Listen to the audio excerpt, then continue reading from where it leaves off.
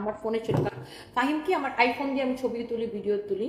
তো ফাহিম আমার আইফোনের পাসওয়ার্ড জানতো। আমার আইফোন থেকে সে ধরেন এইভাবে ছবি বের করে সে অন্য একটা ফোন দিয়ে এরকম এরকম এরকম এরকম করে ছবি তুলে নিছে, মানে আমার আর আমার বয়ফ্রেন্ডের যত ছবি ছিল সব। তার উদ্দেশ্য ছিল সে চাকরি ছেড়ে যাওয়ার পরে সে যে ওই যে আমার একটা কাস্টমারের সাথে পার্টনারে ব্যবসা করবে, তো আবার আমাদের সাপ্লাই নিয়ে, তো সেটা নিয়ে যদি আমরা কিছু বলি তাহলে সে আমার আর আমার বয়ফ্রেন্ডের ছবি দিয়ে আমাকে ব্ল্যাকমেল করবে। এটা ছিল তার উদ্দেশ্য।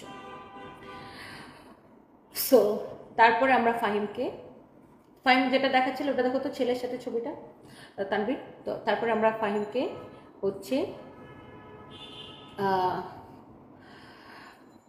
ঢাকায় আনি অফিসে। ফাহিম জানে না এত কিছু, আমরা জেনে গেছি। ঢাকায় নিয়েছি, এনে তাকে জিজ্ঞাসাবাদ করা হয়, অনেক কিছু করা হয়। তারপরে যে স্বীকার করে যে সে আমাকে ব্ল্যাকমেল করার উদ্দেশ্যে আমার ছবিগুলো নিছিল।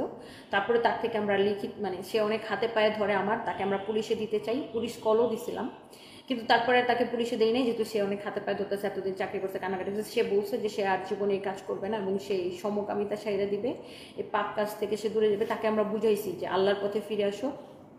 তারপরে সে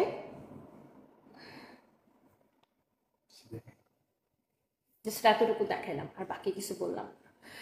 তারপরে সে বলছে সে আর অনলাইনে সব কিছু করবে না, সে অনলাইন থেকে দূরে থাকবে, সে গ্রামে যায় ভালো কাজ করবে অথবা শহরে সে অন্য কোনো ভালো কাজ করবে। তো ফাহিমের চ্যাপ্টার ক্লোজ, সে একটা লিখিত দিয়ে তাকে আমরা ছাড়ছি। বাট ওর এই হচ্ছে ফাহিমের ঘটনা। তো ফাহিমকে নিয়ে আমি কোনো কথা বলতে চাইনি, বাট যারা ফাহিমকে জড়ায়, আমার একটা স্টাফকে জড়ায় আমাকে নিয়ে যারা গল্প বানাইছেন, তাদেরকে আমি আসলে কি বলবো।